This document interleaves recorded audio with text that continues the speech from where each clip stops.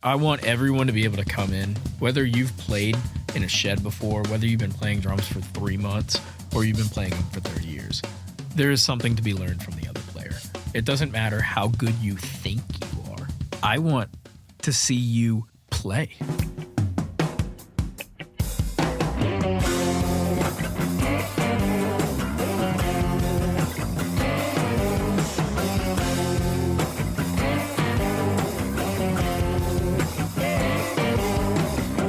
Welcome, everybody, to Nashville Drummers Podcast, episode 39.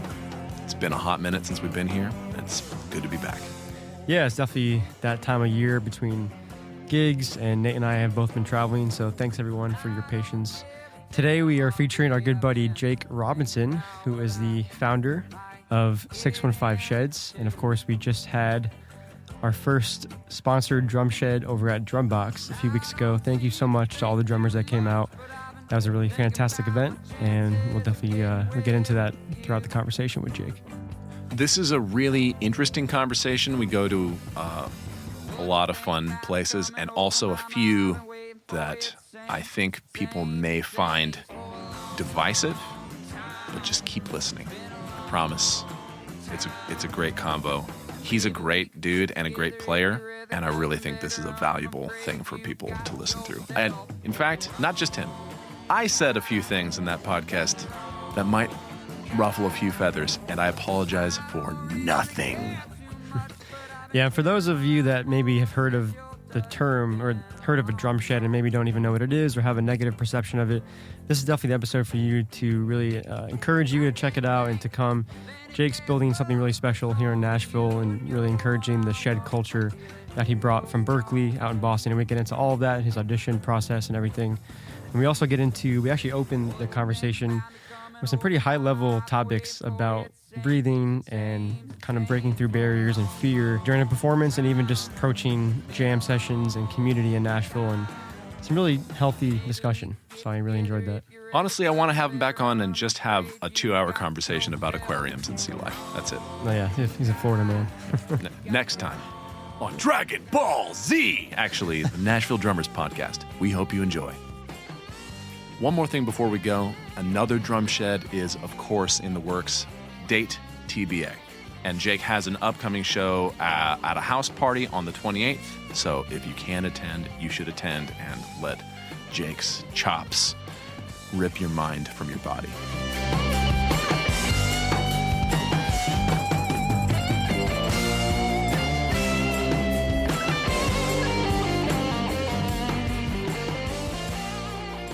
To me, that's the same as anything you're doing musically. Like if you're playing music, you're speaking a language. So like, right. I don't want to forget. I want the most access to those words. Well, yeah, and I have horrible memory issues. So like one of the things that was very attractive to me about that was that it says that it improves that specific part of your cognitive function. And I was like, that's helpful. And then I also saw there's like a mood booster one. Yeah. That helps with anxiety and things like that. And one of the things that I've really struggled with as a player is anxiety. And I'm like, okay, well, that sounds appealing. Yeah. Yeah. Let's jump right into that. Okay. Why not? Yeah. Okay. When you say anxiety, what does that look like for you? Well, I guess it's a multi-tiered thing. It's not exactly cut and dry. Anxiety for me, well, for one, a lot of things in my personal life tend to project onto my art. So let's say I'm having a really bad day. Which I think is true for most players, most people, right? Yeah. I mean, I'd assume. I'm sure some people are better at separating the two. We were just talking about that outside. Yeah, right. Exactly. Yeah. So let's say I'm having a really awesome day. It's kind of funny because sometimes the inverse thing will happen with me and I will play horribly. I'm having the best day ever and I just play terribly. I'm having the worst day ever and I play great. And that could be channeling that negative energy through the drums in a productive way. And that could be why it's just using the emotions to flow rather than using the brain, because I'm no longer thinking, I am emoting. Right. Which is big. That's huge. Yeah. But anxiety for me as a player, isn't like the typical stage fright kind of thing. Like, oh, I don't want to play. You know, I feel like I shouldn't sit down. Oh, no, I don't want to get up and jam tonight. Anxiety for me is really breaking out of that security zone. And it's not in the sense of like, I won't land that fill. I shouldn't take the risk. I won't do X, Y, Z. Oh, maybe someone in the audience won't appreciate that. It's not really that. The anxiety for me breaking out of that comfort zone is how do I allow myself to speak? I guess it's sometimes it's more so forgetting how to speak, knowing how to speak, but the ability to speak. And the anxiety gets in the way of that. So I want to say these 3 things. Let's say I'm at a jam. I'm playing, I'm sitting in the groove, right? Having a nice time. There's a couple different things I could do here on the kit to maybe uplift whatever's going around me musically. The anxiety is kind of like, boom, here's the roadblock. This is what you're trying to do. This is where you are right now. I'm not going to let you do that. You're going to sit here comfortably. And you can try to hop that wall, but a lot of the times you're going to catch your foot on the top and you're going to fall on your face. So that's really a lot of what the anxiety for me looks like as a player is I don't trust myself. I know I can execute. I want to execute, but I fail to execute. I think what you're saying and the way you're describing it, I know I personally can align with that and relate to that. I think a lot of drummers can. So, I have some questions as you're saying all that. I mean, what is that roadblock and how do you, so it seems like you have the awareness of it. Yes. Whether it's in real time or it's like after the gig, you kind of, as we all do, kind of self-analyze the performance, right? But then are there tactics that you've used yourself to get past that roadblock? You know, a lot of times for me, I guess it depends. Like I'm going to use Inglewood as an example. I tend to go a lot.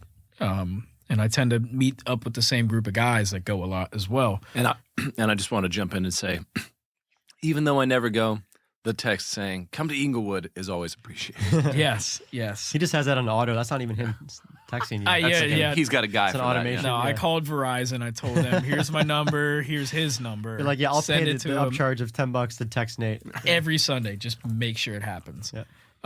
Yeah. So let's use Inglewood as an example. There's a group of guys that usually I end up meeting up with. And right? just quick, for people that are listening that don't know what the jam is, if you could just describe that quick. Yeah, so Inglewood Lounge is a bar in East Nashville, and every Sunday they host something called the Eastside Jam, which is curated mainly by another fellow drummer, Jody Lee. Yep. He's a super nice guy, super dope player. But every Sunday they host this thing, and it's 3 sets. First set's the house set, then they take a break, and then they start opening it up little by little to people that want to sit in on any kind of instrument, whether it's vocals, keys. I mean, sometimes horn players even pull up and will walk around and blow trumpets in people's face. I mean, it's really cool. It's really, really a healthy community. But I tend to be a pretty regular guy at that. It's something I like. It's something, even if I'm not playing, I enjoy hanging. It's a very welcoming space. So let's say I'm there, okay? And I'm sitting down and I'm playing, or I want to play. And you're asking me, what does it look like confronting that sort of roadblock? Well, I was referring to when you're on the kit, but yeah, that too, having that anxiety. Because I mean, I definitely feel that. I haven't played there yet. Yeah, I've been to some other jams. You know, Flamingo Invite. Definitely have not played there. You know, maybe eventually, but yeah, definitely. I think the one thing to mention about the Eastside Jam is I think it's, for people that live in this town would understand, it's much more approachable. Most certainly. It's just more of a, I don't know, more chill vibe. Not anything against Flamingo, because those are some of the best musicians I've ever met play that. But because of that, I think it's a little bit more, especially if you have some anxiety or those roadblocks, you know. I will say the Flamingo is much more intimidating. Yeah. At least where I could see that it could be more intimidating. And so, yeah, discuss. So, like, if you want to play, how does that even go down? I mean, you kind of just, you talk to Jody, you talk to the guys. Yeah. So basically, you talk to whatever You talk to whoever's playing that instrument that you want to play. You go up, introduce yourself. Obviously, regulars get first call, or, you know, very close friends of the people playing, that sort of deal. It's like a seniority kind of thing. Yeah. But really, you just kind of wait for an opportunity. You see people start switching out, and you get up there and you play for, you know, anywhere between 5 minutes and 20 minutes, something like that. I mean, it really just depends on what's going down. But I like to play pretty much every week. I mean, sometimes I get burnt out and, you know, I just go and I hang for a little bit.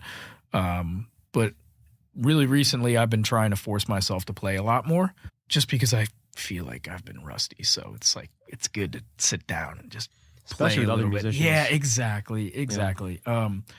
And so sometimes I will get into that mindset of the anxiety where it's like, okay, I know where I'm at. I'm listening. I know where everyone else is at. I can foresee exactly where this is going.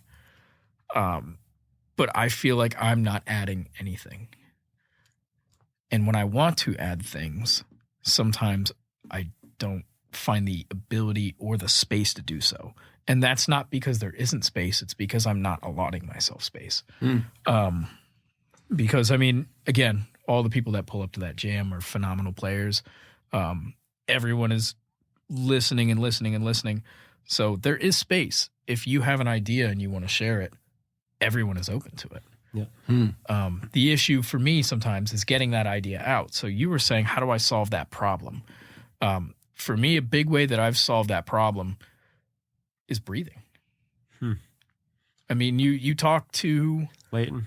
Yeah. And countless others that have mentioned breathing. Yep. Drew Breathing. Marshall. It's so important to focus on your breathing.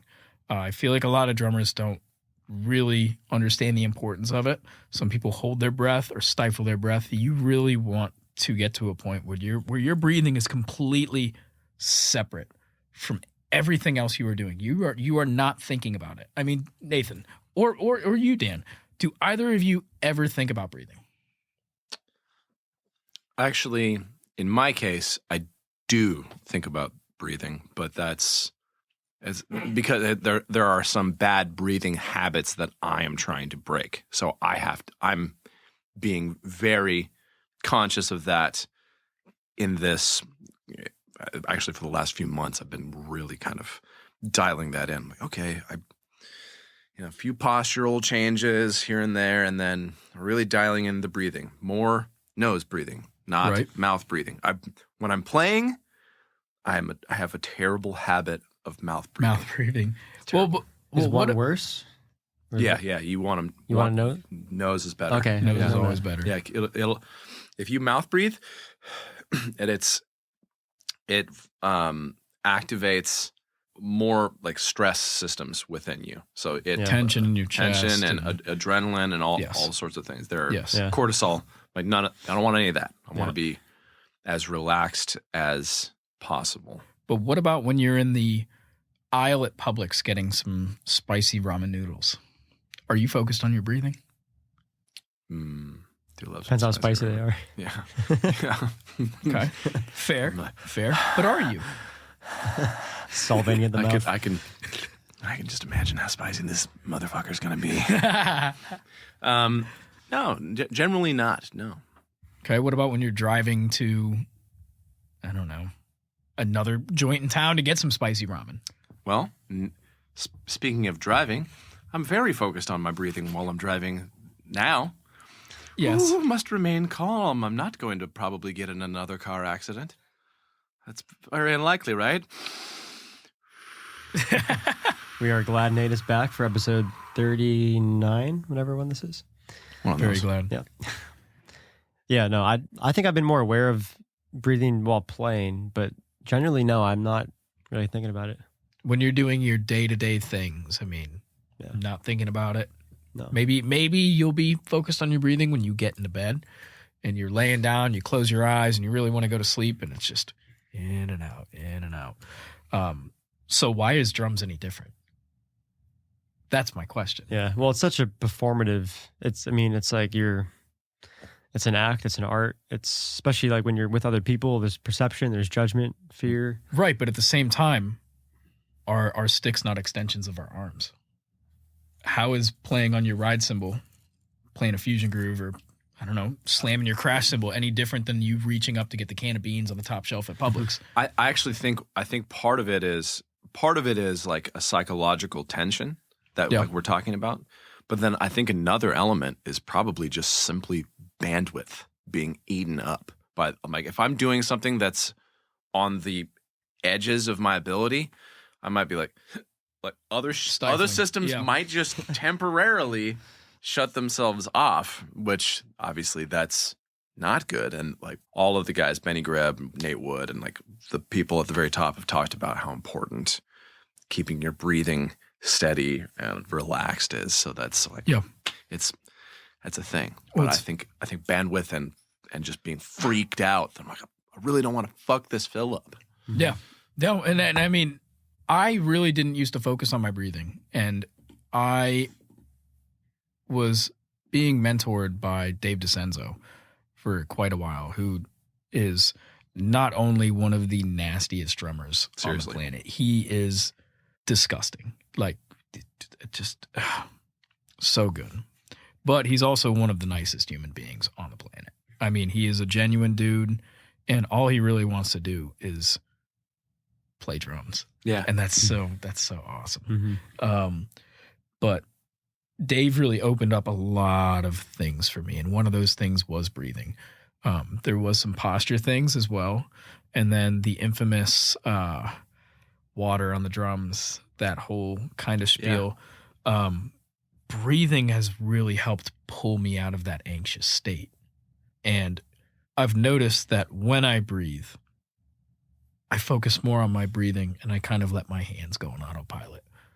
So if I want to play that fill, or if I want to do something kind of cool, I don't have to worry about it because I'm more focused on my breathing, keeping my tempo steady so that I can operate within my space. That's so interesting because I feel like that's opposite of how we would think. Like the breathing is like we're human, we breathe, that we don't think about it. And drumming is like a thing that you have to think about.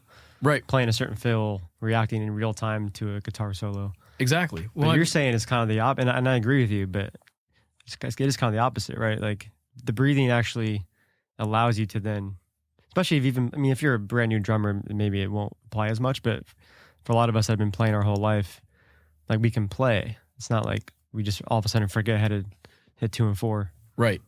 You know, I think that breathing is one of those things that, again, is very neglected through a lot of players, and you will only truly reach pure freedom once that thing is tightly knitted in and you just got it. You got it. I mean, because what is our job? Well, that's a loaded question. But what is one of our goals as a drummer? It's to have complete and total independence throughout our entire body. Is it not? You want to be able to do something here, here, here, here, here. But what about here? In your lungs. Because you could be doing all of those things, and this is the final piece to the puzzle that is not completely independent. Right. You know? And that causes discomfort. That can cause mistakes. That can cause anxiety. Because if you're not breathing, you're not relaxed. Yeah. You know what is the one that fucks me up about that? What? When I start thinking about what rhythm I'm breathing in. Rather nerd. Dude. Yeah. But it's a thing. I'm like, that's a you thing to say. I literally, once I start thinking about my breathing, I can't turn that off. Like that's it. I'm like, okay, so it is in a rhythm. What rhythm is it? So that I can keep it steady. As I know, I'm like, okay, this is where I need it to be if I'm playing. Like nice, full breath. Yep. Not stifled, not like jilted. So what rhythm is that compared to what's being played? And that's like, that is the one that drives me crazy. I'm still not quite sure how to deal with that. Yeah. Well, that's a new exercise for you. I mean, you get so. on Instagram and you do those challenge me things. I'm going to challenge you to put dotted eighths in your breathing over anything you are currently playing. Well, it's funny you mentioned that because I was thinking about the subconscious, which is something that you've talked about a bunch in your episode and other episodes. I don't know if you're familiar with that. Yes. That the notion of like, as you think of something, then you've kind of lost it, right? So like if you're thinking about the breathing, then it's probably not going to come natural and it's not going to be as effective. Correct. If you're thinking about, it's not on autopilot. and if you're thinking about the drum fill you're going to do in this cool jam, then you lose it. Right. The Correct. moment's over. It's no longer So spontaneous. how have you dealt with that, especially in these jam settings? So say you've kind of gotten past the wall to get up on the stage behind the kit, then maybe that moment happens again while you're playing. And is that different, like a performance anxiety versus just approach anxiety? Well, I guess they're kind of. It really depends on the situation, because performance anxiety is almost like a situational anxiety. It's like, are you nervous about playing, or are you nervous about playing in front of those specific people? Or are you nervous about playing with this group? Right. Are you nervous about this venue? And it's Are probably you multiple nervous about the things. back line? Like, Yeah. what are you nervous about? Yeah. Are you nervous about some particular person or group of people in the audience? Correct. And how they're going to perceive you? Yeah. Correct. It could be you're nervous about the job interview you have in 2 days. That is all, true. It's all mental. Exactly. Yeah. Whereas maybe thinking about what you're going to play in a specific fill, I mean, for me, once I've broken that wall, typically I don't find myself running into another one. It's like the anxiety has pulled a sheet over my eyes and I finally struggled to get it off, and I've gotten it off and it doesn't come back, Yeah. For me, it's a one and done. But there have been a couple times where I have experienced something like that, where I finally open up a little bit and I start smiling. A lot of the times you will tell I'll smile. I don't smile a lot when I play. I don't. I kind of like, I will smile at the other players because I'm always listening. So I'll hear the bass player do something nasty and I'll be like, I don't like that. But a lot of the times I don't smile. And that's because I'm simply content with what I'm doing. Yeah. I'm not amazed by what I'm doing. And so a telltale sign that I've broken that wall is I'll play something, you'll just see big old grin. Yeah. And I'll be like, okay, cool, that's dope. And once I get past that, usually I'm able to keep it going. But sometimes I have fallen back from it. It's like you play that one thing and then you shelter yourself all over again.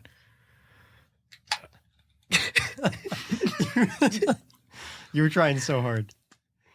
That was a satisfying. Oh, those open, are though. good. Oh, they're so good. This is good coffee. Brought to you by La Colombe Coffee, cold brew, Brazilian coffee, black and unsweetened, bold and rich, 15 calories, 9 fluid ounces. There you go. See, we need more sponsors. It sells itself. Dude, honestly, if you guys could secure that bag.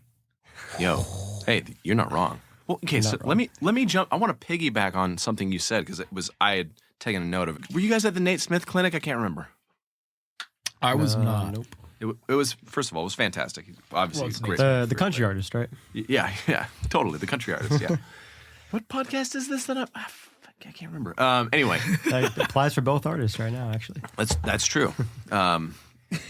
But he was talking about how when he's in the moment playing, he goes, sometimes I'll come up with an idea and I'll be like, oh man, it'd be cool. This fill, I got this fill in my head. I want to do that. Oh man, yeah, I got to do that in like 4 bars. That'd be cool. That'd be really cool. He goes, by the time I get there, that is not the right fill. He's like, I'm not like, I'm planning it. I'm not living in the moment. Like basically it won't even feel right. He's like, don't even, so he basically lets those go. That's what I took away. One of my major takeaways was like, oh yeah, sometimes you really just should let those go. And it's a form of anxiety going, okay, I had this really cool idea. All right, I'm going to hold on to that idea and then I'm going to try to execute it there at this moment, unless it's something that you take the time to like work out and like, okay, this is a part in the song. Then, okay, go for it.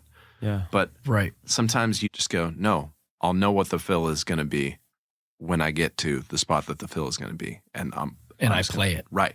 And it just flows. Right. Well, I mean, that's going back Yeah, to I Dave love that. DeCenso and how I mentioned water. I mean, that's something when I've watched Dave's playing, I don't think he thinks. I genuinely don't believe that man thinks. I think he just does. Yeah. He reacts constantly. But the thing is, when us normal human beings react, it sometimes can be very sporadic. It's not exactly calculated. With Dave, when he reacts, it's just like you would have never thought that this was something completely separate. It's all one fluid motion. And I think when you start to think about, oh man, this would be really cool here. I'm going to do this one thing and it's going to like crash on the E of like 19. And then like, you know, like it doesn't matter because you've already now put way too much thought into this. You are pulling yourself away from the spontaneous artistry, which is a lot of what our voices are. Yeah. I mean, when you think about your voice on the kit, maybe for some people, but I feel like for me, it could never be jotted down on a piece of paper because then you're starting to, you know, like, oh, well, this is a lick that he plays. This is his lick. I don't think about that. I don't think about that lick. I just play that lick. And when I play it, it is me reacting to something. That is my voice. I mean, it's the same way that if someone were to say cat, you'd say dog.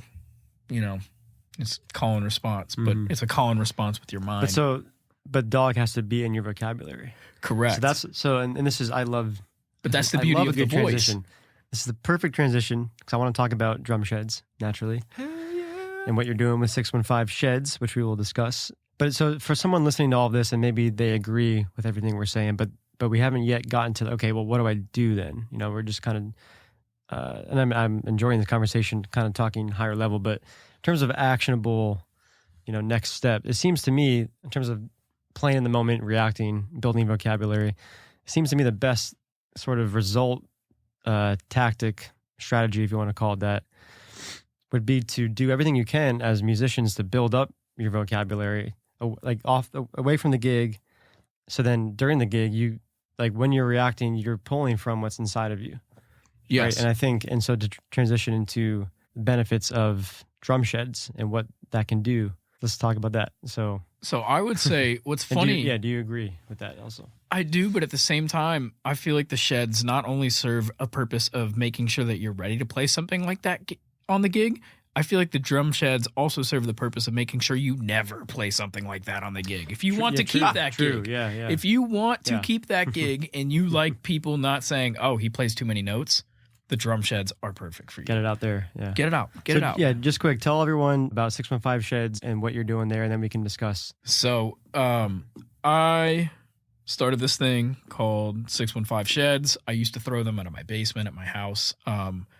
I had 2 kits set up. I had my big monster kit, which is pulling inspiration from, like, honestly, everywhere. I mean, it's just kind of like there's that, right? And then I have like a small little gig kit that's got maybe 3 cymbals and a stack on it and 2 toms. And it's just very, very standard thing. And I would set those both up in my basement.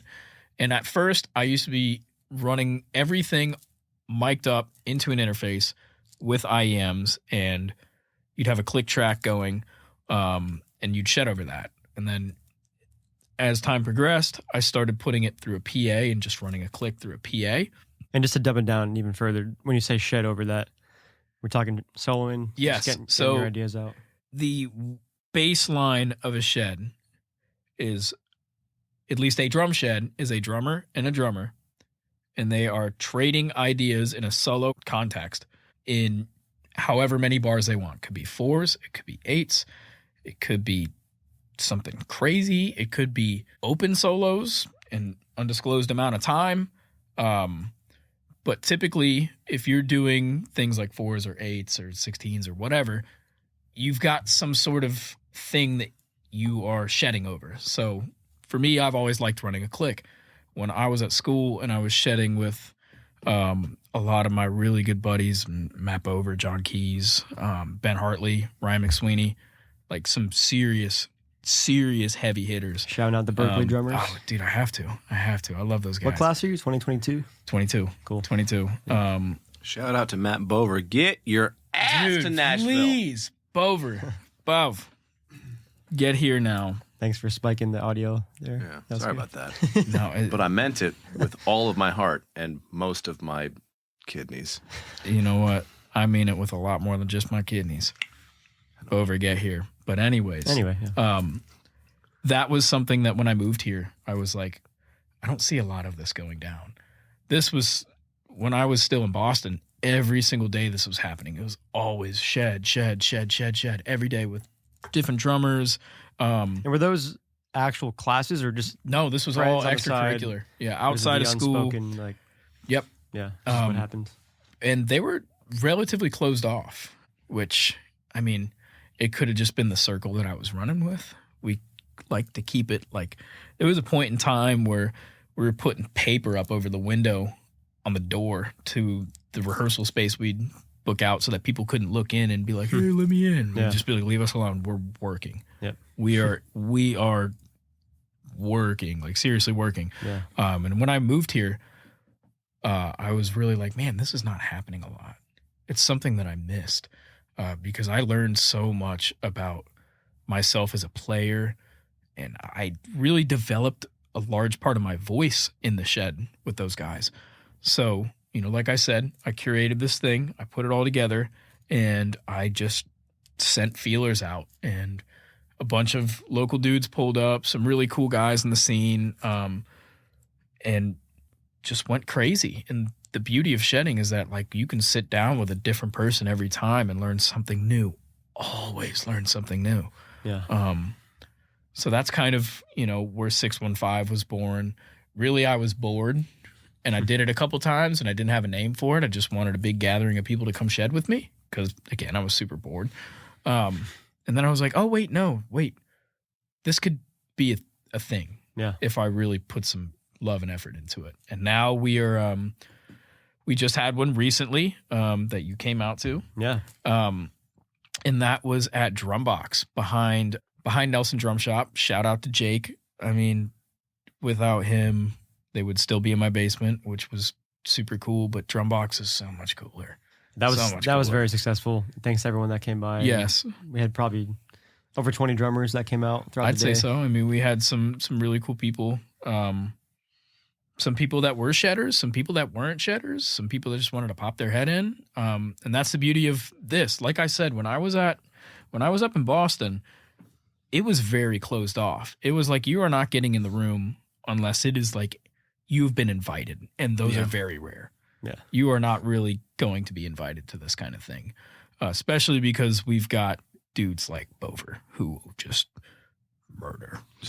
Murder Yeah, I mean, everyone you know, put them there's- across. I think there's a respectful way to do that. It's Right, like, you have to maintain, especially at that level, you have to maintain that. Otherwise, Yes. you're actually going to get worse. You're not going to progress if you're just playing Correct. with guys that can't really hang. You know? Well, then again, Bover makes anyone look like a 2-year-old. So, and it's just, Yeah. I can't imagine how he feels.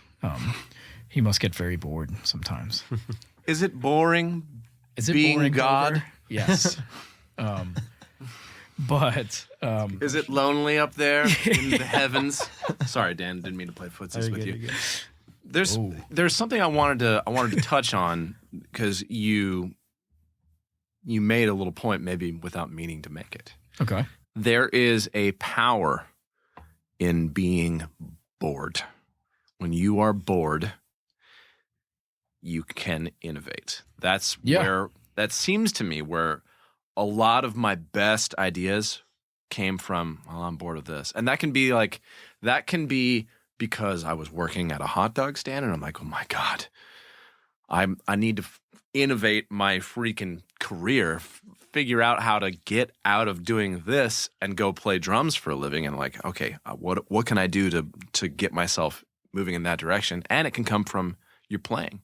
When you're playing, and this is the perfect setting, when you're in a shed and you shed for more than 5 minutes, it will expose you. You will be like, well, turns out I know like 3 different licks and that's it. Yeah. And then I'm that's guilty of over. that.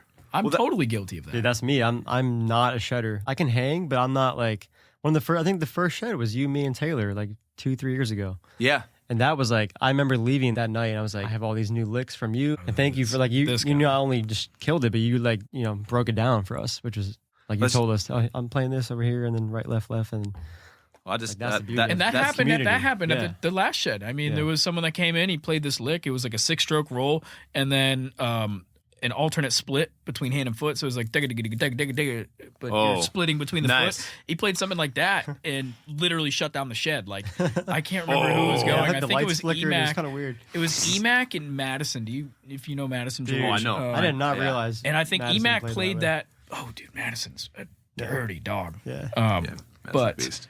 EMAC played that lick, and I think Madison just went, dude, what was that? Like, That's- please break That's- that down. that's And nasty. that's Get more super cool. Education. Yeah, Exactly. You know I'm about to leave here and woodshed a bunch of those. I'm like, Oh, yeah. that's a cool idea. Oh, yeah. Good idea. And what's cool is, like, you were asking, like, about, like, vocabulary. How do you develop that vocabulary? Well, shedding not only helps you develop that vocabulary, but it helps you broaden your ear to be able to identify new vocabulary. Right. You know what I mean? Because, Same like, thing if you consider drumming as like speech, right, which is often a comparable oh, thing. that's it's like a new word. if you want to talk more intelligently, hang out with more intelligent, listen to other Yes, professors, lawyers, whoever it is, you will pick up words, right? Right. And well, and here's this has been like, or I've you'll been, say, "What the hell was that word? Let me look it up." Totally. Yes. Well, and this is it right here. I've been contemplating this for the last couple of weeks because I've been doing a lot of shedding at home to loops, which I have never done before in my life. Yeah. Which is weird because I've found out that everybody else does that, and I just have never done it. I, in my practice, would like come up with an idea and then just be like, okay, well, let's put on Netflix and practice that idea for the next 3 hours. So I'm like, that made the facility of those things very, very smooth. But then my ideas application. felt, disconnected. I was like, it's the difference between going, I'm going to learn this new word. I'm going to practice saying this new word, saying the word, and I'm going to read the definition over and over and over and over. Wow, you really know that word. But you're not speaking or writing. You're not communicating. The shed is the actual practice of speaking the language. How do you make it? How do you make that new word cohesive in a sentence? Right. Yes. And that's a big thing. I think I've shared this exercise with you that I used to do. I think after one of the sheds, I think you asked me, how do you get fluid motion? How do you keep your ideas in your phrasing so fresh and so clean? And one thing I used to do is I used to put a click on. Sorry, had to. I used to put a click on, right? Let's say I put a click at 100. I'd pick a grouping. Let's say triplets. 16 note triplets. That's more fun. Pick that grouping and put on a timer for 10 minutes and just play. Just play only in that grouping, no stopping for 10 minutes. When you find a mistake, if you stumble over something, a word, if you will, you found a stutter in your speech, it is time to address that. Mm-hmm. So you stop the timer, you put a timer on for another 10 minutes, and you only play that. Just that. Only play that. When that timer runs out, then you go back to what you were doing. And I'm saying literally just let your mind roam. Don't play, no rests. It is all consecutive motion, consecutive notes, really achieving that flow-like state. Water. Finding the ability to speak freely, and the more that you do that, the more you do something like that, at least for me, that really helped me find my voice, find my phrasing, because phrasing is just sentences. That's all a phrase is it not? Like when you play phrasing, when you hear phrasing on a drum set, like let's say it's some cool, like funky stuff, you're like, do bat, do bat, do bat, do bat, bat, do bat, bat, do. That's phrasing. I just said something, right? We were having a conversation, and the subject was do bat, or whatever it was. That was the topic of the conversation. My phrasing was what I had to say about that specific thing. And the sheds really help you with that, because when you're shedding, you have just the click. Boop, boop, boop, boop, boop, boop, boop, boop, boop, boop. And you have it in this small block of time. And so does the guy you're shedding with. very small block of time. So there's not a whole lot of depth to a click. It's just boop, boop, boop, boop. There's not a whole lot of... Yeah, you're either on or you're off. Yeah, it's not forgiving. there's nothing special about it. There's nothing interesting. So you have to make your own context or content within the context in order to tell your story with your words. Yeah. That's where phrasing comes in. And the sheds really help that. If you're listening to the other guy, he could play a cool lick like that six stroke with the hand and foot split thing. And then just like that, you're bouncing off of that. You may have never played it before, but now you're playing it in a context, and then you're moving away from that into something else. And it's just like dribbling a basketball back and forth. Mm-hmm. So it's just repetition of speech and ideas. And the shed is really, really, really good for that. Even if you're not a shedder. Some people are not shedders. That's okay. And some people are just not shedders. I want to touch on that. Yeah, because I think and there's a perception of people that are. Yes, right. Exactly. So let's talk about that. And I think it's especially a thing in some of the old head Nashville culture.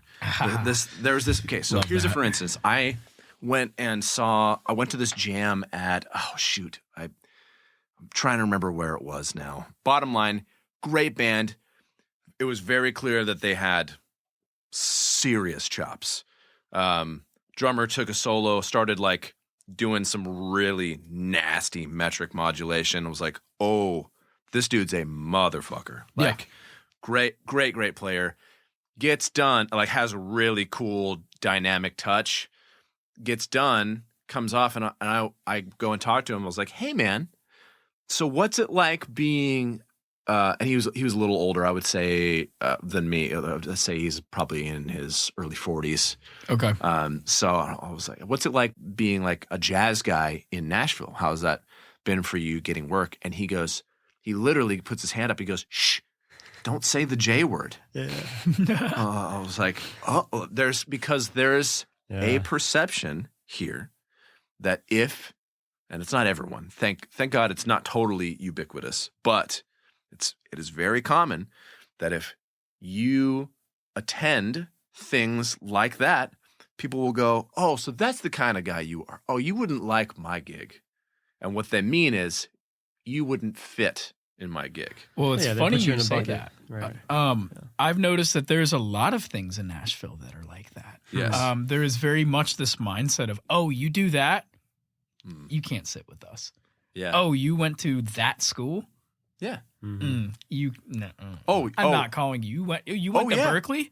The Berklee Prejudice is so real. My Lord. Mm-hmm. I've heard people say shit about Berklee people. I'm like, hey man, I don't know what your problem is. I didn't go to Berklee and I take it personal. I'm like, hey, shut the fuck up about Berklee people. They just went to a school. Literally, the name of the school has literally nothing to do with your ability to play. Literally nothing.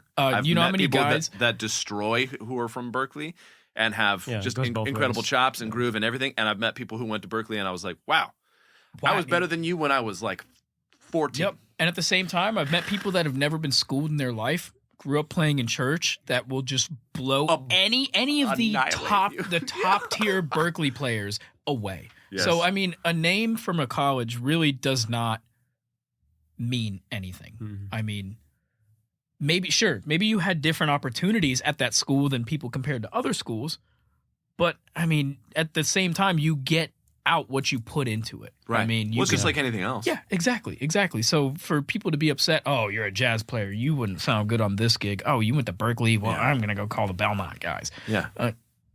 Okay. There was a point. Why don't you listen to me play first? Right. Yeah. Yeah. Please. I would love to just try. I would love for you to hear what I can do. Yeah. Because it might not be the same as the usual guy, but that's an awesome thing. That's the beauty of art. Mm-hmm. I mean, no one else painted paintings like Van Gogh. It's true. People tried. There was a whole movement of people that tried. Yeah. He did that, though. Yeah, you're so right. If you want to do that right, you got to cut your ear off. That's all there is to it. You know what? I will cut my ear off. To the After first this person podcast, we're going to cut off Jake's ear. Let's just on live stream. Just get it done. Let's do it now. It's already gone. See? Well, dude, I mean, another great example. Look at Jake Summers, right? Yeah. People that don't know Jake, let's say they know the gig he's on, they'd put him in a bucket. Oh, he's a country drummer. Yeah. He just plays 2 and 4. He probably doesn't have chops. He can't play. Look at his back. He's literally a jazz drummer. He can play anything. Yeah. Yep. We had him on. He told us, I mean, going through University of the Arts, right, in Philly, studied with RIP to Dom Famularo and Mark DeGianni. Yep. I mean, Jake's a serious player. The gig he's on doesn't necessarily require a lot of that, but like arguably he's where he's at because, well, I digress, but a lot of transferable skills from learning the harder stuff. And Yes. so it's all, it's very risky to just put people in boxes like that and to throw people off. Could not agree more with that. And all that to say, and I mean, you tell me if you disagree. Spoiler alert, you're not gonna. Nashville, don't be a little bitch. Show up and shed, and it's not gonna make you suddenly magically now I can't play country. I don't know how to play train beats anymore. Like, it's not gonna make you worse. It won't. I swear to you on my life, it will only expand your mind. That's all it can do is make you better. The very worst thing that it could do is maybe it'll bore you. Maybe you show up and go, you know what? It just was really boring. I just don't care about that. Me. Yeah. But and that's okay. But at least you tried. Give it a try. If you've never tried it, if you've never had a chance, this is the same thing. Like, I believe every good person should go and like learn jujitsu because it's one of the best ways you can protect yourself.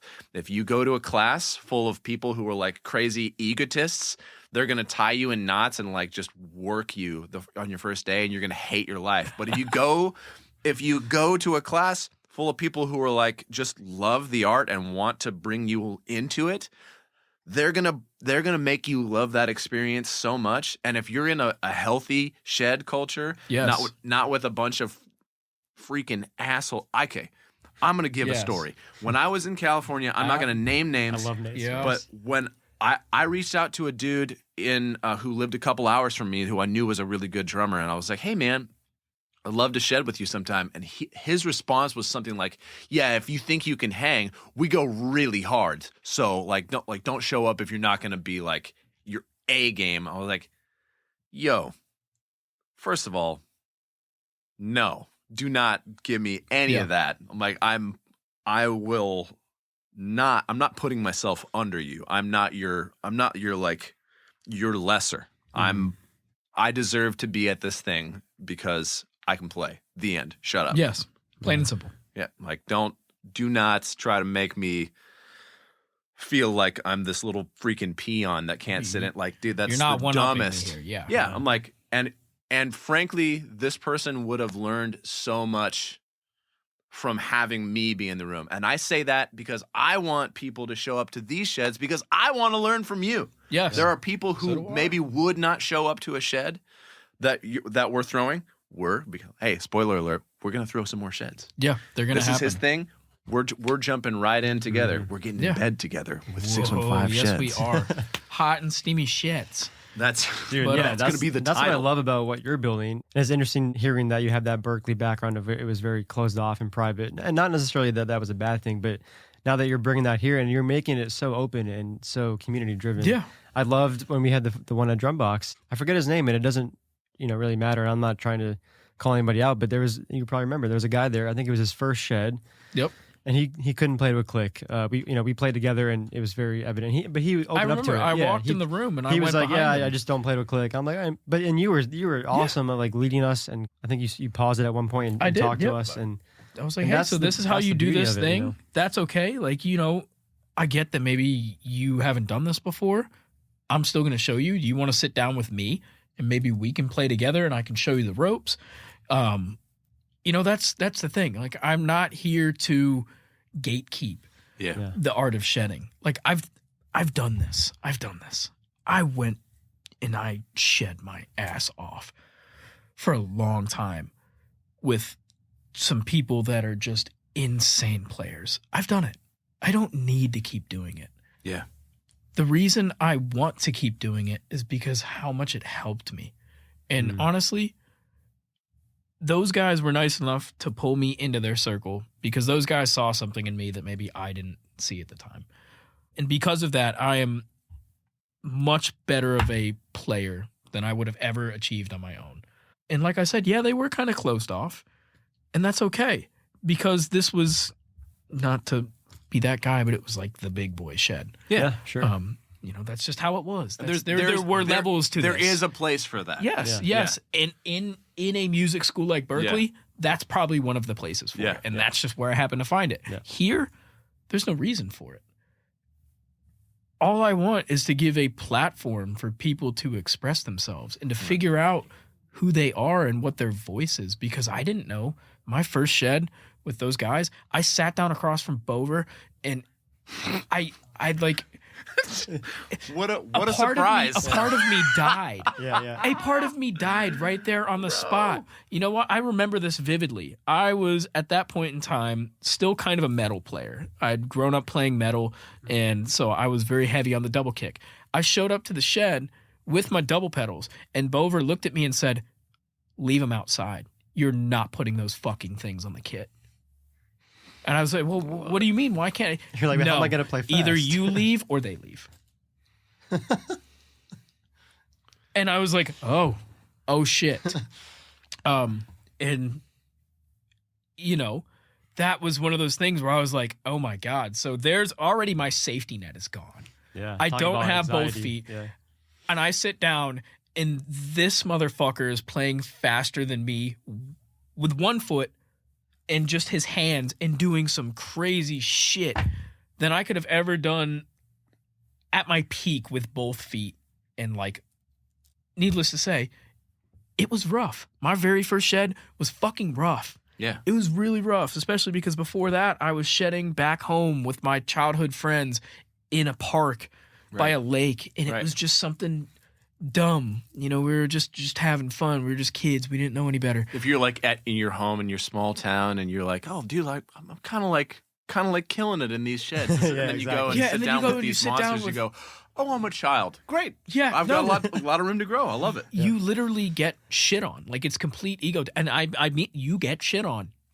You get shit on. What's the thing? It's so humbling, like, for me to, you know, I mean, I've been playing my whole life and I've had the awareness, like, I'm a pretty good drummer. Yeah. I just did the Todd Circuitman piece. Like, that was probably the most complicated thing I've ever done. Yeah. But I was at the shed and there's guys that are like 20 years old, 18 years old. I think a few of them were, that were just like absolute monsters. It humbles you. And I was like, I want to learn from them. And like, what's your background, you know? Like, see, that's the beauty of awesome. this. It's like, you know, I want this to be a safe space. Like I said, I want everyone to be able to come in, whether you've played in a shed before, whether you've been playing drums for 3 months or you've been playing them for 30 years.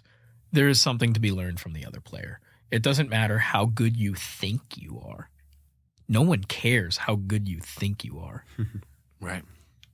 I want to see you play. I mean, that's just play. Let's play together. Let's sit down. I don't think I'm very good. I talk to you all the time, and I'm like, oh, I'm just a guy. I'm just a guy. I don't like my playing. A lot of the times, I'd say a good 75% of when I'm ever thinking about myself and my voice, I hate it. Mm-hmm. So, again, we're our worst critics. Yeah, you know. But that's what I'm saying. No one cares how good you think you are.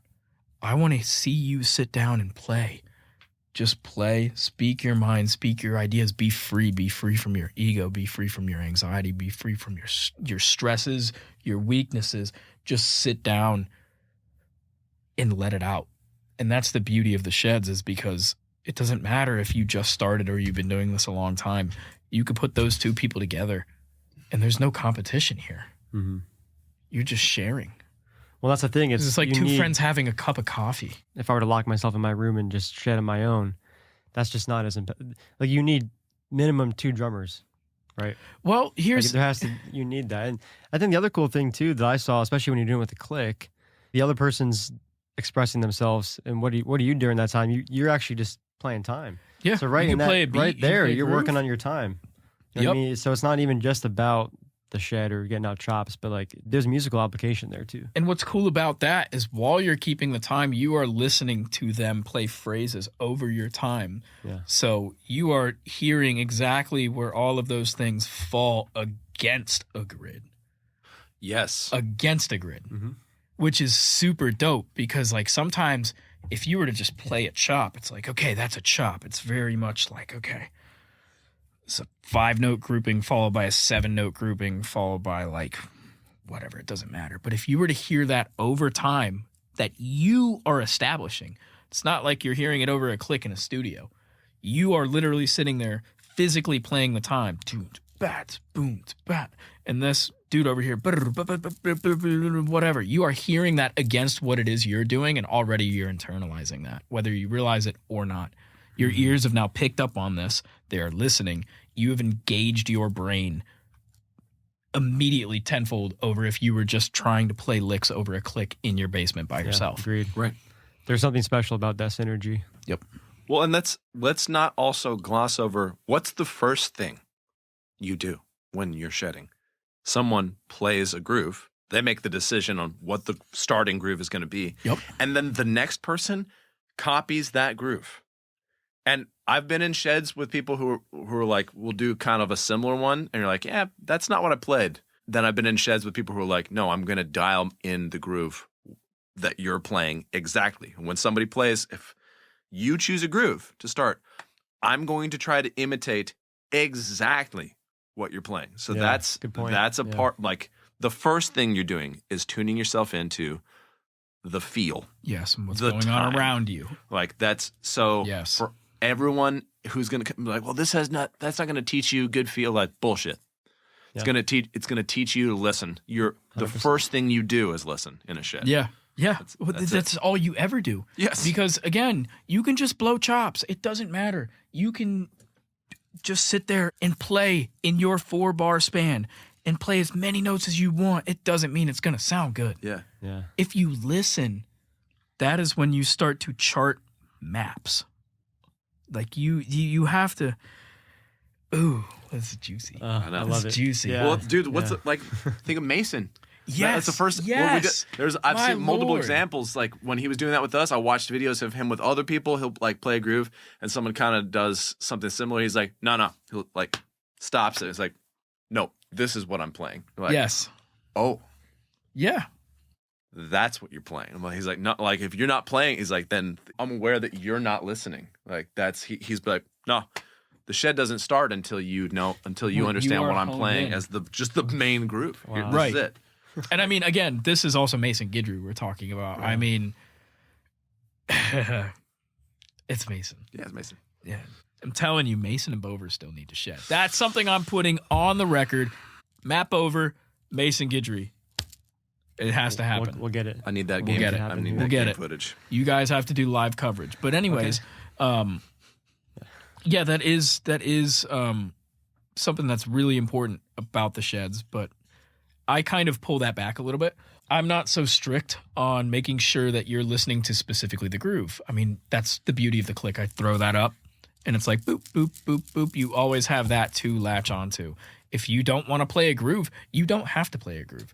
If you don't want to play the same thing as what the other guy's playing, you don't have to, but you're both going to start in one specific place and then someone's going to take over and it's just going to keep snowballing. That's how that works. Hey drummers, do you need a place in Nashville to practice on actual drums? Drum Box is Nashville's newest drum practice studio. Book sessions online and get the space to yourself. It's fully equipped with 2 kits, cymbals, hardware, and even sticks are provided. 30-minute, 1-hour, and 2-hour sessions are available at www.drumbox.space and use the coupon code NDP25 for 25% off your first session. Again, that's www.drumbox.space.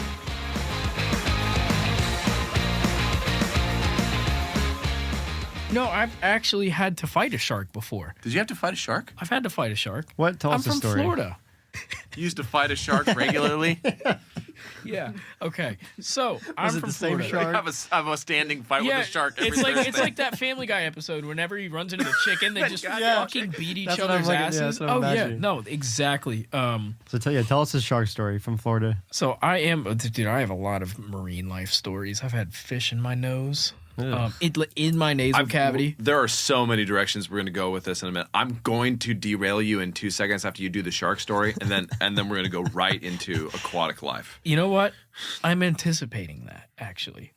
Oh, so I am from Florida. I was born and raised in Fort Myers, Florida. You know, I grew up 10 minutes from the beach, always. I wasn't a big beach goer. When I was growing up, I just kind of wanted to play video games. Yeah. Just sit around and live life through the eyes of like a random RPG character because mine was very boring. Yeah. What were your favorite RPGs? Fallout New Vegas. Okay. Best game of all time. I will fight all of you on that. Okay. We can take this outside. I grew up very close to the beach, and I met this guy in middle school band.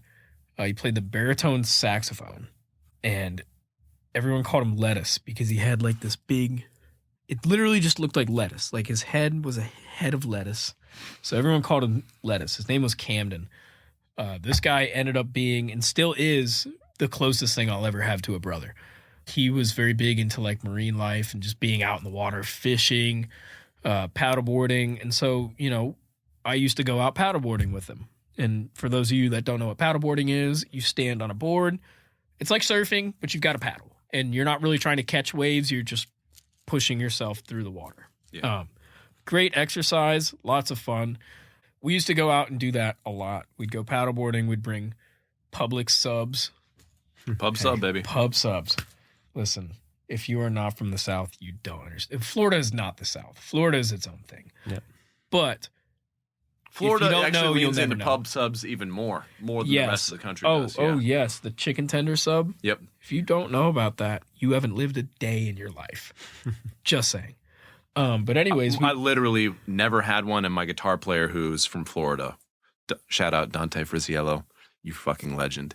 He was like, all right, go to Publix. He goes, if you don't get the chicken nuggets, chicken tender sub. tender. Yeah, he's like, They do a buffalo one too, which is he's just like, like, if you don't get God. the chicken tender sub, you're dead to me. Yeah, no, literally. I mean, it's like people, it's like you hear about Florida Man, like in the news. Well, you know what? Those people didn't have their daily Publix chicken tender sub. Yeah. That's why those things happen. That's why some guy on crack, like, picks up an alligator and fights off 20 cops with it by the tail. Like these things happen. I've seen them. So is this what led you to the shark fight then? Yeah, I am a Florida man. So these things do tend to find me. I don't go looking for them. Sure. But when in Florida, you know. So you're out paddleboarding. I'm out paddleboarding. This is not with my buddy Cam. And one of my major fears is not being able to see what's under me. I am a big spatial awareness guy. I love knowing exactly what is around me at all times. I'm one of those guys that sits with my back against the wall, close to an exit, watching the door. Yeah. I'm one of those guys. When you are standing on a little board thingy in the middle of the ocean, you don't have any control. You don't know what's under you. And that is terrifying. You know, sometimes shit happens. And this one particular time, shit happened. So you can't really see a whole lot. You know there's things around you. You know there's probably like little bait fish schooling and stuff like that. And sharks have been known to come closer to shore. And again, I'm not that far. I can still see the shoreline, but I'm a little far away for a comfort zone kind of thing. You know what I mean? There's not like a sand bed or a shelf or something that I could run to find safety. Right. Like I don't know how deep. Yeah, you're that's out below there. me. Yeah, I'm out there and I'm just chilling. You know, I was doing whatever and I feel my board get bumped. So I'm sitting there, you know, everything's fine and I just hear and I'm looking around. I'm like, what the fuck was that? You know, because I'm sitting on my board. Right. I'm like crossing my legs, sitting on my board, and my paddle sitting on top of me. So I jump up immediately, and I see the tip of a fin come out of the water, and already I'm like, dude, are you fucking serious? Bro. Because I don't want to deal with that. I don't like sharks. I think they're badass. But again, one of my favorite things in life is having control. Yeah. I can't beat a shark. I can't like use jujitsu on a shark and make it tap out. Like they don't have any fucking bones. Yeah. So there's no submissions I can put it in. No, you're screwed. Yeah. So Oh I my feel God. that happen, and I see him start circling back. So I'm already panicking. I start going back towards shore, like beelining it, and the shark knocks me off the board. Oh my God. So I'm in the water. It comes for the board, knocks me off. I don't know how big the shark is. I don't know what kind of shark it is. I see him coming for me, right? So I'm in the water. My board's up there. It's not as deep as I thought it was. But I'm also 5'5" on a good day. So it's still pretty deep for me. Yeah. I got to have my little baby floaties, you know. I see him coming at me and just remember taking my paddle and just right in the nose. And it pissed right the fuck off. Oh my God. Just went away. That's insane. Yeah, very underwhelming. I had this big wind up just to tell you I hit it in the nose one time and it swam away. You fought a shark. I did. All right, so that leads us to we've talked a lot of conceptual and then the random.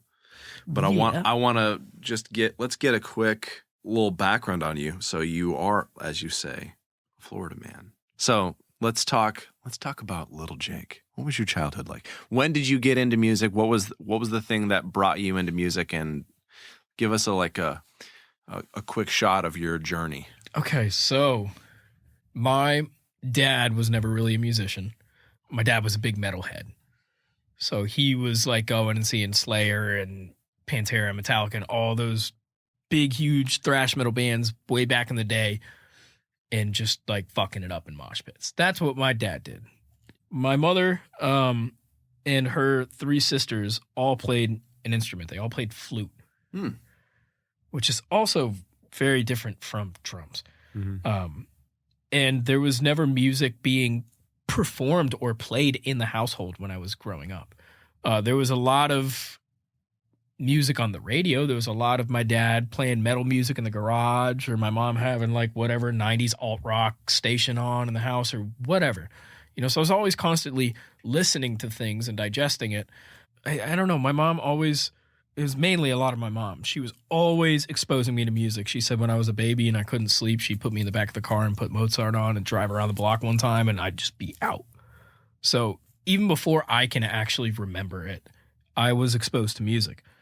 Now, fast forward a long time, I'm super, super, super ADHD, ADD. I'm always doing stuff, and it was way worse when I was a little kid. So I would always be banging on stuff. I'd go to my grandma's house, and I'd take, like, forks and hit on her pans and stuff like that and just play drums all the time, like cardboard boxes, whatever. It didn't really matter. So fast forward even past that, you know, I started trying instruments. You know, every kid goes and gets a guitar lesson and they learn how to play the saxophone and, you know, whatever. It doesn't matter. I went through all the recorder. Piano lessons and the recorder. Oh, my God, awful. You know what? Actually, Greatest human instrument. I want to That's say never this to been the world. recorded. I want to say this to the world. If you absolutely fucking shred at the recorder, You said the same call thing. me. Yeah. I want to start a fucking fusion. I literally trio said that. with the no, it's my idea now. Oh my It's God. not yours anymore. Deja vu. That's so weird. It's so funny. Please call me. And then I landed on the drums. About what age you landed on the drums? I want to say I was around like 11 years old. Okay. And that was the one thing where it felt like I should be doing this. Yeah. You know what I mean? It wasn't like, oh, this is my family wanting me to try this or try this. This was like this actually like makes me not distracted anymore. Like I feel like I can take all of my crazy energy and put it into something. Even though I suck at it, it's just like, oh, that calms me down. This works. I can move around a whole bunch. It just felt right. It just felt right. Yeah, other exactly. instruments. Yeah. So I got a teacher. His name is Gary Leone, and he taught me through most of my life. And Gary is one of the most amazing people ever. I could tell he probably dealt with me being a terrible student. I'm not a good student. Even when I went to Berklee, I just wasn't a good student. Everything I learned from watching, not replicating. Gary taught me through most of my life. He got me into. And was Gary a private teacher? Or was that through Gary the was a school private system? teacher. He Okay. did a lot with like They had like a Broadway Palms thing. It was like a dinner theater. He did a lot of work with that dinner theater. So he was kind of, and he's an older gentleman, but he was still kind of gigging in that sort of scene. He put me in touch with a lot of great people that got me into a youth philharmonic. Like I was doing a lot of percussion, xylophone, whatever, like in an orchestra. And I did that for many years. And then I stopped doing that and I went and joined a youth jazz band. And this is like high school. So I'm like a sophomore in high school at this point. I appreciate you sharing this. Yeah. Was there a moment or was there a point, because we talked to a lot of drummers that seem to recall a moment where it was like, you know, they're doing lessons, they're going through the school system, they do different orchestras, whatever. And it's like maybe a moment where they realize that this could be a career, or this could be like an actual pursuit, or maybe like you heard or saw like a favorite drummer. Was there any moment like that for you growing up? No, drums just kept me out of trouble. Okay. Yeah, it was a common escape. Kind of. I mean, I was, like, again, stability. I was not a good student. I barely made it through high school. I was always getting in trouble. I was just fighting sharks, being a menace. I totally see it. You know, so drums was my escape. Now, once I got a little older and I'm pushing like 17 years old, 18 years old, and I'm like, wait, I fucked off for most of my schooling. I fucked off. Yeah. I don't really have a whole lot of options here. I can't go get into like Harvard or something and be a brain surgeon so what is it I want to do with my life? And I stopped and I thought, well, I love playing the drums. The drums make me happy. You know, I wasn't a serious player at that time. I mean, I just really loved playing. I was playing with a couple guys around town locally. One of them actually lives here. And we're in a band together right now, currently here. I grew up with this guy. What band is it? So I'm currently in a project called Slow Animals. And we'll get to that in a minute. Yes, we will. But that was keeping me out of trouble. I loved playing.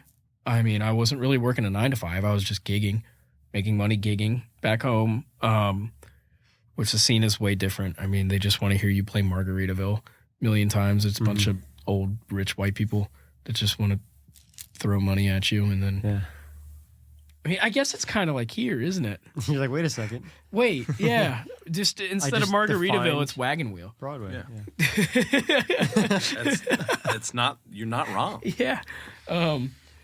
So I realized, okay. Mr. Brightside? Yeah, no, Yes. literally. We can. That'll be We $400. can. Please put money in the bucket. Thank you. Have a good day. Yeah, so I realized there wasn't really a whole lot of avenues I had here. I wasn't shaping up to go to college. I really was kind of going to be a bum. I didn't have any plans for my life. Right. I was just going to kind of... You were floating. Yeah, I was floating. I mean, as a lot of us do at that age. But I knew I loved the drums. So I said, you know what? I'm going to audition to one college. One. There aren't going to be any backup plans. If I don't get in, college isn't for me. I'm going to figure it out. So I auditioned to Berklee. It was like literally all or nothing. I mean, that is probably about as all or nothing as you can get. Mm-hmm. Yeah. It's like, all right, I only want the best education or none, and I'm going to figure it out. And otherwise, I'm not going to community college. I'm not going to go take courses and stuff I don't care about because I'm not a good student and I don't want to learn about it. So I did that. I auditioned. I got accepted. What was that moment? Describe that moment if you remember it. When getting accepted, knowing that like this was the only option you had. I remember the audition. We drove to like Miami and I auditioned in Miami. And I remember sitting down and just being so nervous. I played a Chon song for my audition. I went in thinking that I was going to play Book, the one Nice. that the track that Garska did. Yeah. Instead, like that's what I practiced. That's what I rehearsed. It was all going amazing. That's what I was going to do until I got in the room and I ended up playing But, the other track that Garska did. And that was just completely on a whim. And then, it was standard, play this groove, do this. Can you play here? What's your ear like? Whatever. So I had thought I'd just bomb this thing. I go out, I do the interview portion, thought I bombed that too. And I remember waiting like a couple months and I finally get the email and I'm like, it's like midnight. my family's asleep. It's just me. I was like up probably playing Fallout New Vegas. Again, the best game of all time. I remember opening that email and it said, congratulations, you've been accepted to Berklee College of Music. And I just fucking scream at the top of my lungs. The whole house, like lights just start flipping on in the house. And I hear like my mom, is everything okay? There's a dog barking down the street. Yeah, literally. And I was like, I got into Berklee. And you know how that goes. It's just like, whatever. Wow, man. Yeah, so that was my master plan, was literally this one thing that I thought would have went horrible, and eventually it just happened, and I was like, okay, cool. So really a lot of it, there was no plan, and there still is no plan. I am literally just like a tumbleweed. I'm just kind of going that direction. The wind's going that way, so am I. It keeps life interesting. Sure That's does. interesting because I keep sending a certain wind your way, and you keep not going that way. Yeah, well, I mean, listen, if you want to call me to sub on one of your gigs, just know that you might get fired off of that gig. Which is why I can't do that. Soon. No, I'm kidding. Just jokes. Just jokes, people. Relax. We have a good Hey, time. everyone, just calm down. Yeah, I've been No. trying to get this dude to come down and do the Broadway thing and been like, hey, man, do you want to play drums for a living? Yeah. Okay. Well, come down and play drums for a living. Like, just do it. Yeah. Just do it. Do it now. Yeah, You'll get there if you want. I mean, It's not for everybody. I mean, it's similar to a shed. I mean, it's pros it and cons. is. I guess, yeah. Yeah. It's- Should everyone Damn. should everyone come to a drum shed, Jake? Yeah, because if you're not, then there's two reasons why. You're either scared or your ego's way too big. And let me add that neither of those things are valid at all in the shed. So it doesn't matter if you're scared or you have a huge ego, just come anyways, because we all just want to have fun and make people feel good about their playing and learn things. You've heard of Drum Supply, but you gotta see their shop. It's a drum shop experience like no other. They're packed with all the gear a working drummer needs, and so many parts, noise toys, and accessories. It's a toy store. Curated cymbals, kits, and snares. The hands-on percussion room is nuts, and their custom shop work is fast and affordable. Andy and the guys know their stuff, and they're ready to help. Learn more at drumsupply.com. Why don't we transition into what you're up to in Nashville? Because we talked about 615 Sheds, of course, and Yep. super, super excited for what's to come with that, and Same. stoked that we're gonna Very same. be partnering with you to help get the word out. I think what Yes. you're doing is Yes. just amazing and beautiful for the community. So yeah, let's discuss Jake away from 615 Sheds. Okay. And you mentioned the band that you're in, and any Yep. other any other projects that you are currently working on. So I've only been here for a little bit over a year. I moved in August of 2022. That's right, you're a newbie. I am a newbie. And I got linked up with this guy, Scott Levi Jones. I met him at D's. I moved to Nashville thinking that I had this TV show gig where I was supposed to be on the show Whoa. called Project Supergroup. No kidding. I Wait, swear to like God, as I did. drumming or Yeah. okay. It was supposed to be a musicians competition. So it was Oh, like very cool. bands. And they were all just random players put together. And these bands would compete for like a grand prize or something like that. And I remember the audition, I got to play with a couple of the guys from the band Chicago, which was super dope. Whoa. Very, very, very dope. But anyways, that fell through. They ended up putting the show out still. It was called Banded instead. Oh yeah, I saw Molly on that. Molly Rose. Yeah. Yep. Yeah. Yep. So that I was supposed to be part of the original thing. Really didn't like the contract. There was this whole drama thing, like someone took over the thing and all the people got fired, and then it was like it was like a big thing. But anyways, I was supposed to do that, and I met a lot of people through that. So that was good. I already had, maybe 20 people that I knew fresh in town that have been here for a long time. So I was like, okay, cool. I'm going to start hanging out with these people. So I was invited out to D's to see this benefit. And I met up with this guy named Scott Levi Jones. Him and I hit it off.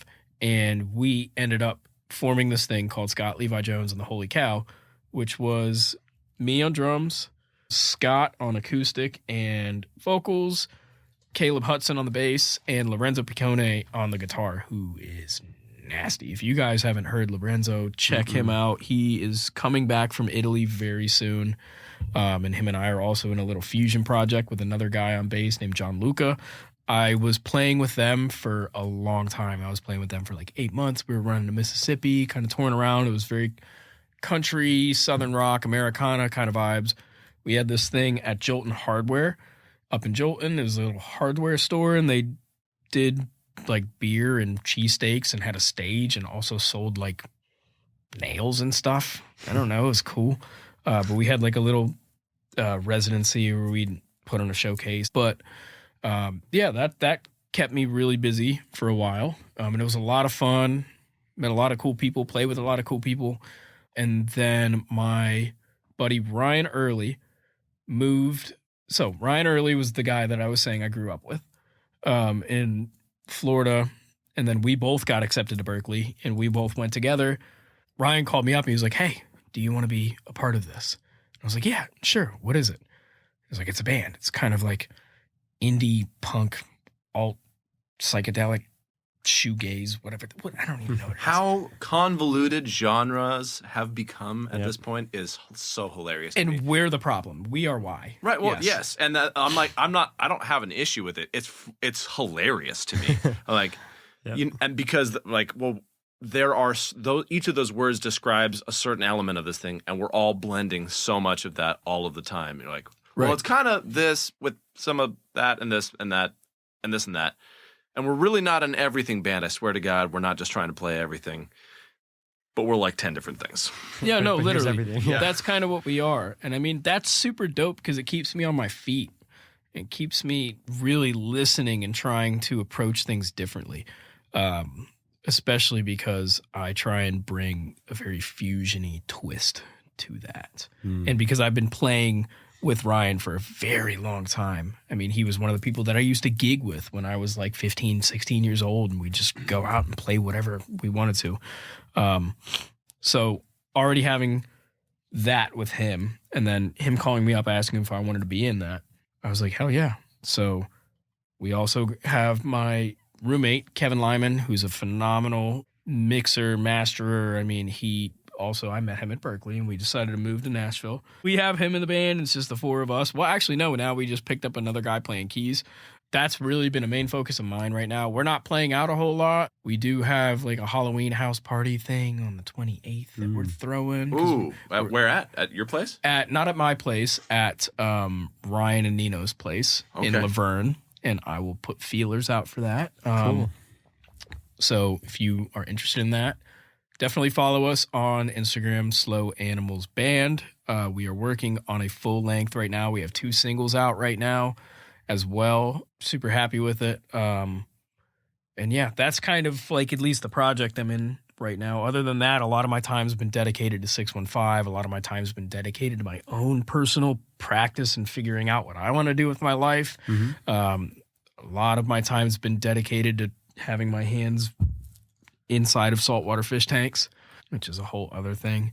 And then the other part of that's just been networking, going out to jams. I mean, I go to Englewood every week. I go to Flamingo sometimes. I have started going to Bourbon Street. I'm just trying to be out and taking whatever I can get, honestly. Dude, I love that. I want to work. I'm happy to work. I love working with new people or old people. It doesn't really matter. I mean, I just want to play. Dude, you're doing it right. I love hearing that. I mean, that's probably the number one advice that we give and other drummers give is like, if you want to, how do I get gigs? How do I become this thing? It's like, go out. You got to show up. You got to be present. You got to meet people. Yeah. And I mean, doing just that. That's how it is. I mean, and a lot of these people are just great people anyways. So like the drummers, the drum community in Nashville. Okay. So that's a conversation. We know a thing or two about. Yeah, I know a few of those guys. It's so awesome, so warm and welcoming, but at the same time, it is so disgustingly toxic. So what do you mean? Tell me. I'm So really curious what you your will meet perspective so is. many drummers in Nashville because I feel like there's billions of us here. It's like drummers and guitar players, and that's it. Yeah, there's a crap ton of It's drummers. insane. And most everyone you will meet is just the nicest person on the planet. All they want to do is talk to you about drums, be cool people. I mean, a lot of my friends and people that I've met through Inglewood, just drummers, working drummers, and a lot of them will throw me work whenever they can and just things like that. Very uplifting. But at the same time, there are some pricks in this community. And I know I'm going to say that and get tons of backlash for it, but that's fine because I'm not dropping names. But there are just people that I feel like could be a little more welcoming and a little more like, oh, hey, man, like, you're super dope. I love what you do.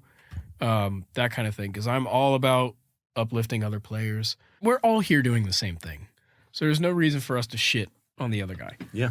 You know what I mean? If you don't particularly like how I conduct things or how I play or stuff like that, that's fine. You don't have to. But, you know, it's still about keeping that cool hang. Just be a genuine person. Yeah, be respectful, totally. Yeah. Yeah. So You know, that's there'll what always I mean. be some rotten eggs, you know, in any community. And But- that's kind of what I mean. Like the drum community is great here. It is toxic to a degree in some sense that people like to gatekeep certain things that don't need to be that way. Some people are just kind of like they're not as open to new things, which I've noticed Nashville in general is kind of like that. It's very like, this is what we do. We don't really accept things outside of that. Yeah, well, there's the thing that I've found with that is there's so much hanging on the tradition of what this place was. And Yeah, which is awesome. People kind of perceive it as like, well, you know, this is like, and they're not wrong in saying it. Well, this is like country music city. Like this is where all that comes from. Yeah, that's correct. It's not all that exists though, and even that is benefited by being more wide ranged. That's why. Yes. That's why, in my opinion, we're seeing kind of a boon right now with a bunch of artists who are doing air quotes country music. Like, okay, Sturgill Simpson. I'm not saying he's not a country musician, but he made some shit that is not what you would call country music. And he made a bunch of anime music videos to it. That I can't think of something less country than that. But it was so badass, and it was actually such effective art because the dude was able to go, yeah, I just want to like I love country music and I want to do it my way. Then you have the Chris Stapletons and there's I don't actually need to go off on it, but there are so many artists now doing that who have caught on. And are like, I'm not going to be stuck in that, well, this is how we do things here. It's the old school way of thinking. Yeah, well, and Zappa talked about it. It was like, we were better off when all of the record producers knew nothing about music because they were just like, I don't know what's good and what's not. I'm just going to bring in people and throw money at it and see if it works. And some of it ends up working. And then you know, a couple of decades into that, they're like, these like college educated kids start coming in and be like, I know what the kids like. And they started doing like, here's what they like. They like this. So let's make a bunch of that. And we had decades of just that, just formula. Here's how you write a song. Yeah.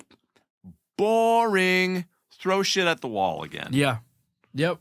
You know, and I feel like Nashville's like that to a degree, which is why I'm really trying to bring in 615 because it's like there is no shed culture here. A lot of the Nashville drummers are very much like pocket pays the bills. And it does. That is honestly the truth.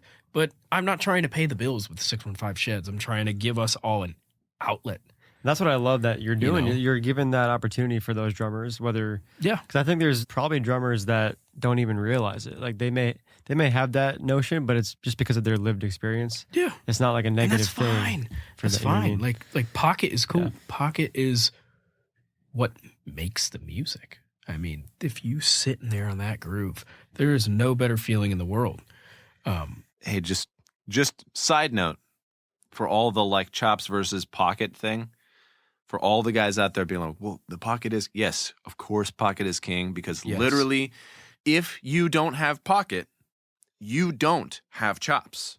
Let me say that again. If you don't have pocket, You do You not have chops. You do not have chops. Chops exist within pocket.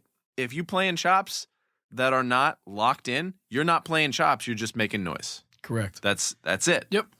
You need to know where you are at all times, and that is by having a solid and steady foundation, the pocket. So, yes, pocket pays the bills. Pocket is king, always. But this level of thinking in Nashville amongst some of the people in the drum community, that you can only ever play pocket or you will never get gigs. Right. Or, these things like that. It's like, There's so much fear. yeah, why are you scared? Why? I think some of it is probably jealousy too. It's like some people, maybe realize they don't have those skill sets. Maybe they want it. So instead of just trying to come to a shed and learn from and grow from it, they just say, oh, well. They would rather denounce it. Yeah. Well, I have the gig and you don't. So, And that's that's fine. kind of a toxic. It is. And then mindset. that's kind of what I say. And sometimes the drum community can be toxic. I think also, and not to put words in your mouth, but maybe more a positive spin on that too, is like because there's so much positive energy, and I think what you're describing is the minority. But I think because of that, those few instances do stand out more, maybe.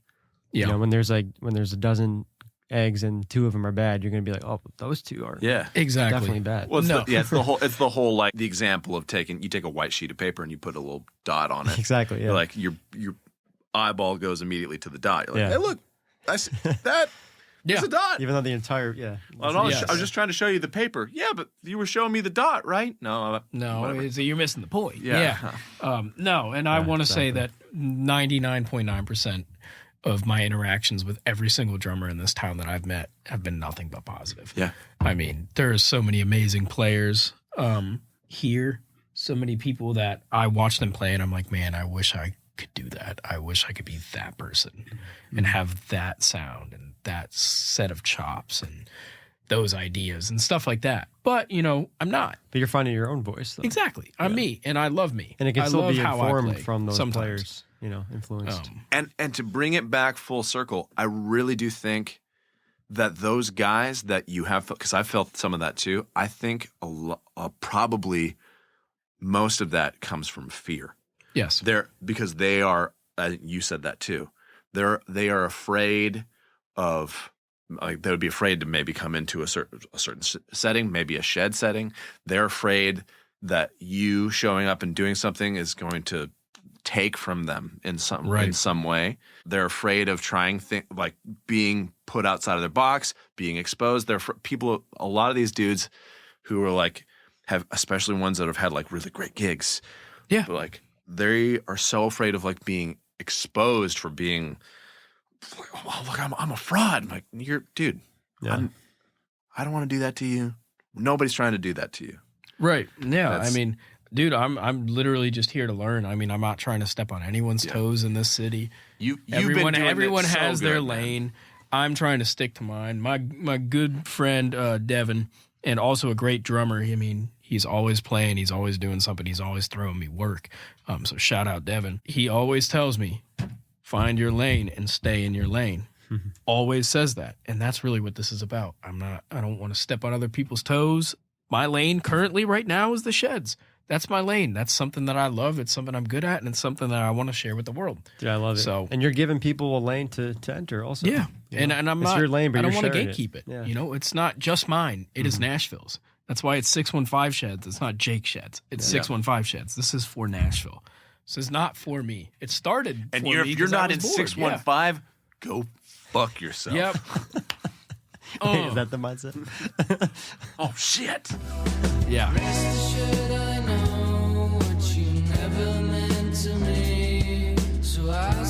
Let's do some quick Nashville outro wrap up, or not Nashville, just some quick questions. Yeah, please. This has been awesome.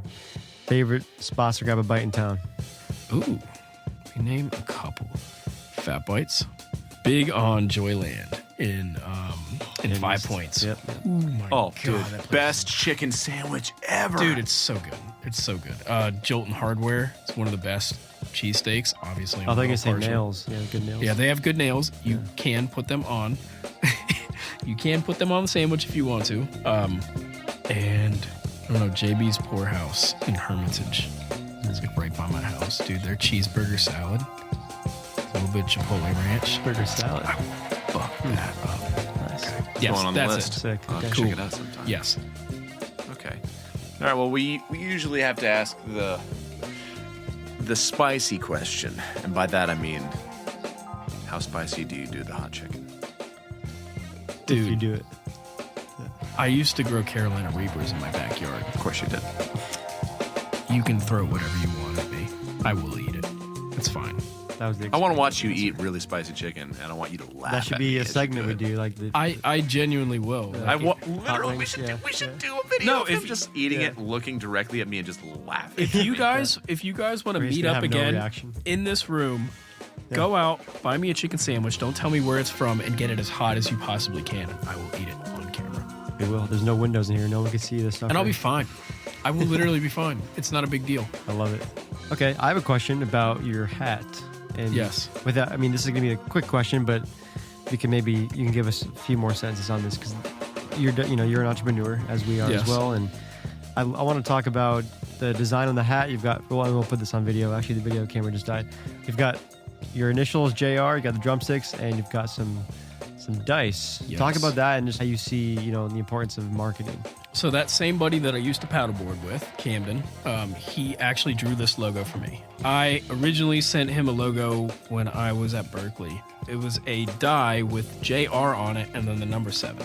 And that was, just something that I had drawn up. I thought it was cool, thought it was unique. I also do this thing where I hang a pair of metal dice from my ride cymbal when I play. It's a lucky every charm. time? Every single I time. never noticed that.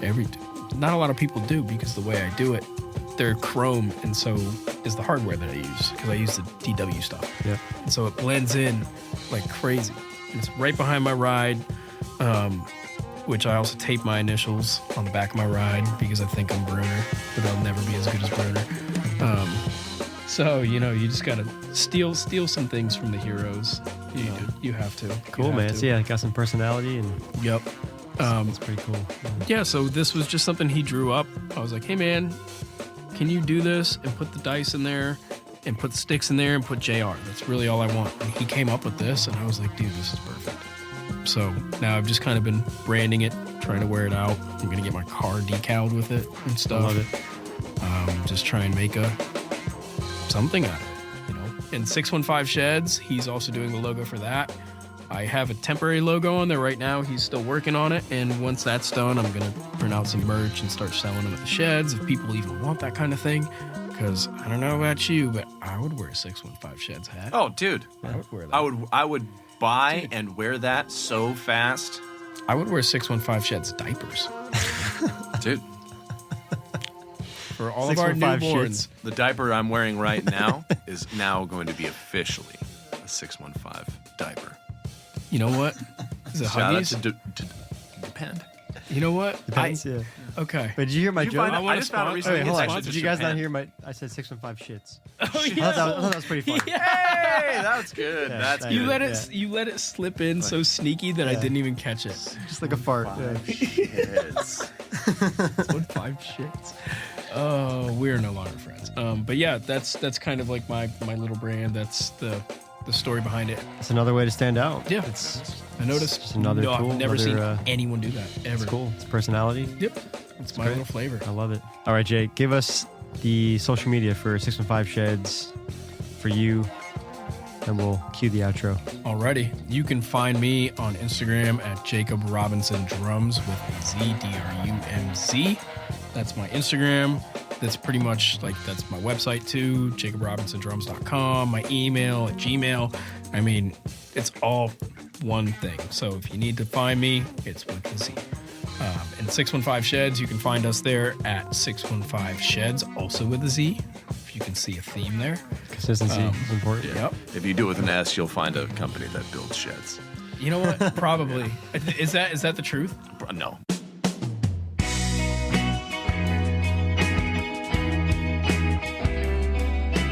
Thanks for listening to this episode of the Nashville Drummers Podcast. If you've enjoyed these podcasts, please consider supporting us on Patreon. For $5 a month, you can help support this dream and keep the ball rolling for us. Believe it or not, it's not free or even necessarily cheap for us to make this thing go. To sign up, go to patreon.com/Nashville Drummers Podcast or click the link in our Instagram bio. All of your help is greatly appreciated. Check out our new website, NashvilleDrummersPodcast.com. And if you're not already following us on Instagram, you can follow us at Nashville Drummers Podcast. This episode was recorded at Diamond Sound Studios located in Nashville, Tennessee. Thank you for listening, and we'll see you in the next episode.